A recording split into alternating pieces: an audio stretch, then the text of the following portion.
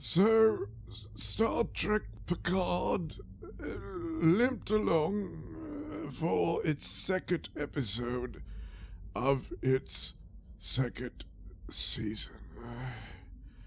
This episode was titled Penance, because that appears to be what Q is trying to do to Jean-Luc Picard, saying he must pay penance. And he's right. He should pay penance after that last season. Oh boy, does he got a lot to atone for, you know? So yeah, it opens up where it left off.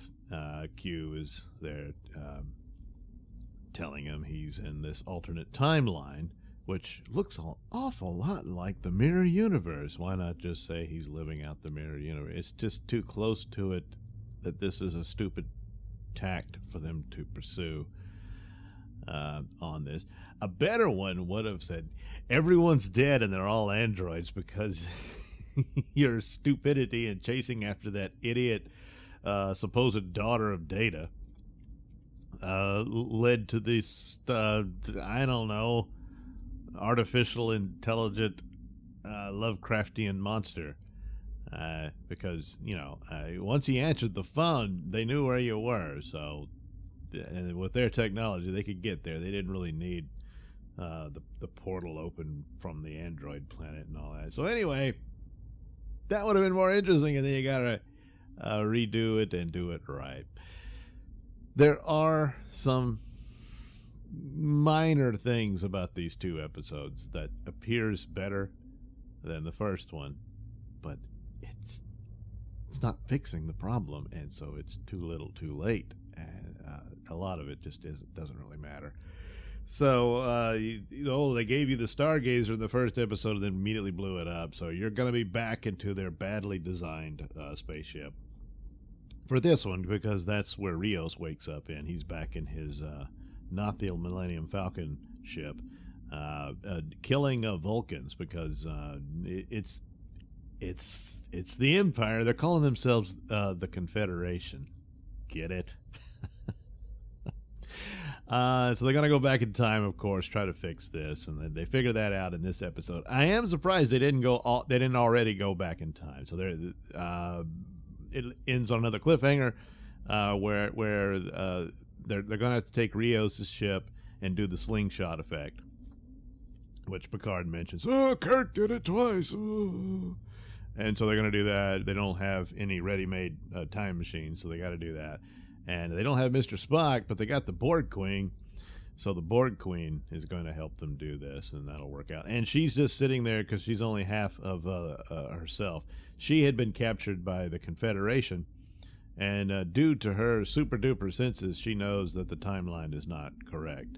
The rest of them know because they're the cast. And Q said, "Don't worry, Picard, you're not going to be alone in this." Now, 7 of 9 wakes up. She's not 7 of 9 anymore. She's just Annika, because she was never a member of the Borg. So she wakes up and says, "Oh my God, what? And she's married to some Asian guy. I don't know who he's supposed to be. But anyway, that's her husband. And then Rafi's like, "What's this about?" "Well, I got news for you. She's been in love with men quite a bit." Whatever became of Chakotay, you know? Oh, that's right. They did a story where he died, didn't he? Or did they change? I can't remember. I was never a big fan of Voyager. But, oh, wait, no. Janeway changed time. That's right. Maybe she should be the one having to pay penance for messing with the timeline or something. Anyway, boy, it's been a long while, but I'll get there on my review of old Star Trek. But anyway, somehow she's magically a lesbian now, and so they broke up, but they'll get back together. Don't you worry. And then Elf Dorn, whatever his name is, he and Raffi were actually on the Excelsior, I thought. So they weren't even involved with the Stargazer, and they didn't blow up, but here they are suddenly in this new world order that has a force field around the planet. And I thought, oh, they put that force field up there because they keep getting attacked by their enemies. No, it's there for climate change. Yeah. I guess they're going to travel back in time to make sure Donald Trump loses. So, because if he didn't, then the climate change would force the planet to build a force field. It's so stupid. That's really stupid. The idea that it all looks different and they've got this force field around there would have been fine, except it's got to. This is our moment to preach and lecture because it's a platform. So, yeah. Apparently, Q's in some sort of trouble. He doesn't really say anything about it. He just has this really pissed off look on his face. And then Picard, "You're not well, are you?" He's one to talk. Oh, but he's still in a robot body. Yeah, and they do mention it here. Which means, why is Q torturing this android facsimile of a dead Picard, you know? I mean, it's too late to punish Picard for whatever. And whatever, what did he do? Is it connected to the first season, or is it something else they're just going to shoehorn in at the last minute and say, you really screwed up there, Picard? So Picard is going to have to apologize yet again, I guess. I don't know. The rest of it is just them. They find each other. Elron or Elfnor, whatever, the Romulan kid.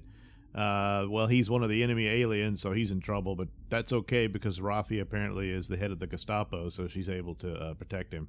And they all get together and meet up with Agnes, who's in some lab, and it's her job to get the Borg Queen ready for her public execution. And Picard decides, "This is our chance to beam out." Because Agnes has got to figure out how to hack into the defense systems of the planet so that Rios can beam them aboard his ship. And, spoiler, they do. And it seems like they're on their way, but then the Confederation manages to beam aboard the ship and capture them, and that's the cliffhanger. So, they had a few little scenes of space battles and stuff with Rios having to fight Vulcans and all that. And it's interesting they dragged it out for another episode, because I would have thought surely by the middle of the episode they would have been back in time. So my guess is they'll get there next episode. I'm sure they will, but will it be right at the end or in the middle? You know, because there's only so much money to go around. And the Borg Queen, if they're going to keep her around, those scenes they probably had to shoot pretty much all at once.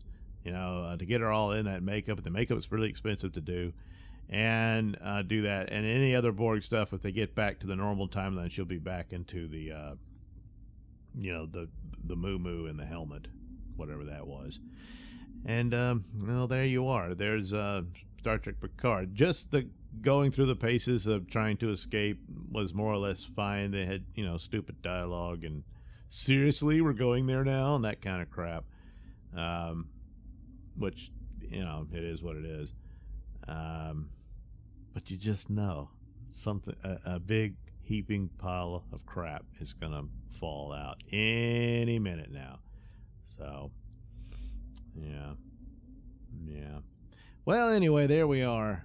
Penance. And I do agree with the title. Picard does need to pay penance. He sure does. But will he? I'm doubtful.